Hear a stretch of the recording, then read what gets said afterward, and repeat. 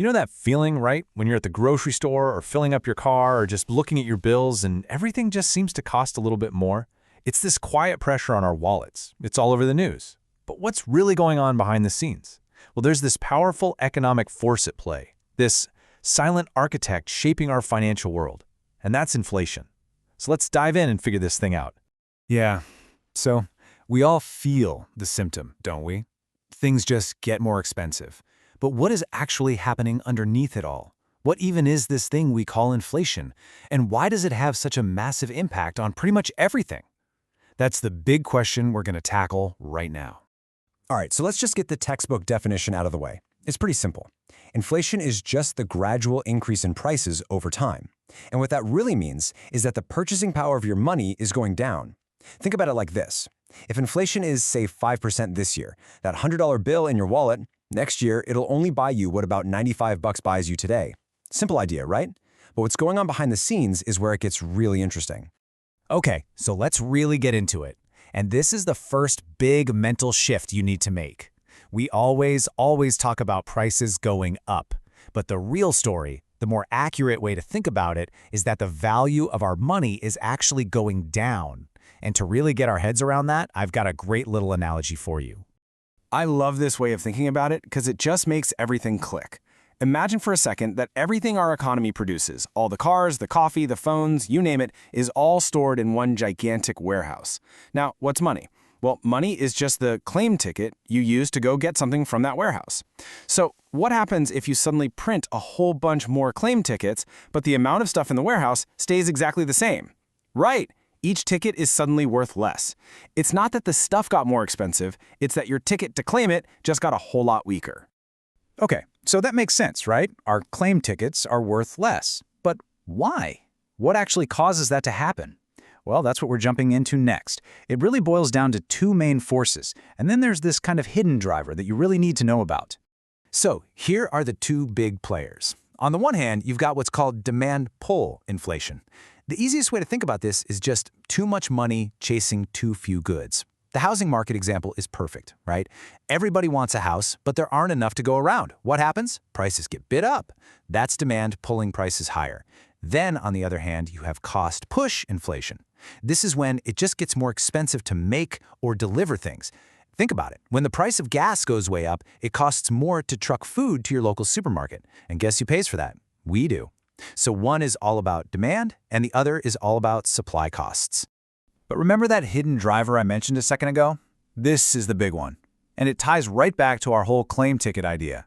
You see, central banks, like the Fed here in the US, they have the power to basically increase the number of those tickets out there in the economy. When they lower interest rates, it makes it cheaper to borrow money. So what do? We borrow more. We spend more. Businesses expand. And all that spending can really heat up the economy and kick that demand pull inflation into high gear. So, if the economy is getting too hot and inflation is taking off, what can the central bank do? Well, they hit the brakes. And this is how that cycle works. First, the economy's booming, and inflation starts to creep up. So what does the central bank do? They raise interest rates. Suddenly, it's more expensive to get a mortgage or a car loan. Businesses think twice about borrowing. This makes everyone, kind of slow down their spending. And when demand cools off, that helps to get prices back under control.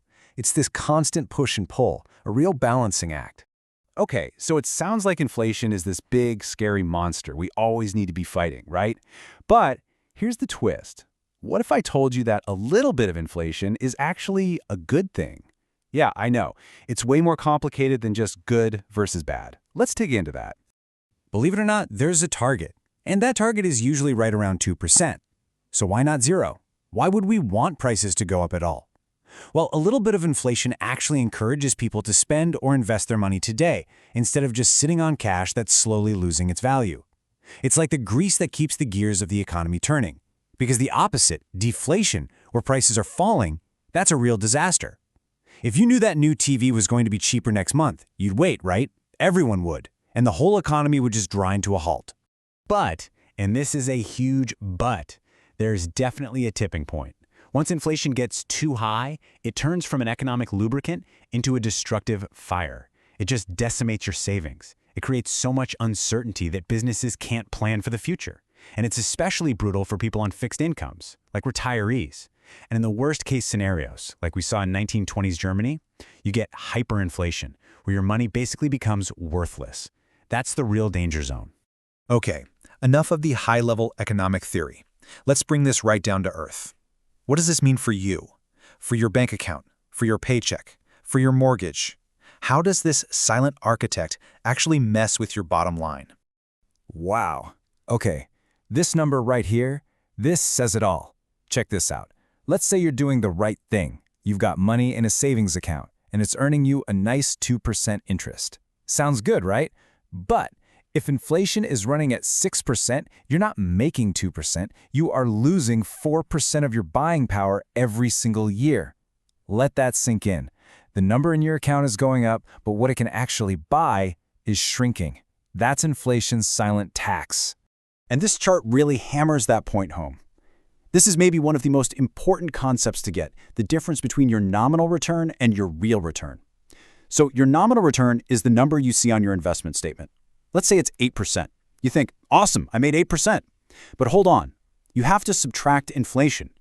So if inflation was 5%, your real return, the actual increase in your buying power, was only 3%. You always have to ask yourself, yeah, but what did I make after inflation? So let's put all the pieces together for your personal finances. We know that cash in a savings account loses value. We know that a 3% raise isn't actually a raise at all if inflation is 5%. It's a pay cut. But here's a weird twist. Certain kinds of debt, like a fixed-rate mortgage, actually become easier to pay off. Why? Because you're paying it back with future dollars that are worth less than the ones you borrowed. And on the flip side, assets, things like stocks and real estate, they tend to do pretty well because their prices often rise right along with inflation. Okay, so we get what inflation is, we know why it happens, and we see how it affects our money. That's the diagnosis. So what's the prescription? What do we actually do about it? Let's get into our final takeaways and figure out how to navigate this world a little bit smarter. All right, this is your game plan. These are the key things to take away. First, stop thinking of cash as a long-term investment. It's for emergencies, it's for short-term needs, that's it. Second, you have to invest. Not just to get rich, but to simply protect your purchasing power from getting eaten alive. Third, pay attention to those interest rate cycles. It helps you see what's coming. Fourth, when you ask for a raise, don't just ask for 3%. Know what inflation is and ask for a real raise. And finally, the biggest shift of all, train your brain to always think in those real after-inflation numbers. And that really brings us to the final, most important point. Once you understand all this, the question you ask yourself completely changes. You stop asking, why is everything so expensive? And you start asking, okay, knowing the world works this way, how do I position myself intelligently? You go from being a victim of the system to an informed player in the system. And honestly, that change in mindset, that's everything.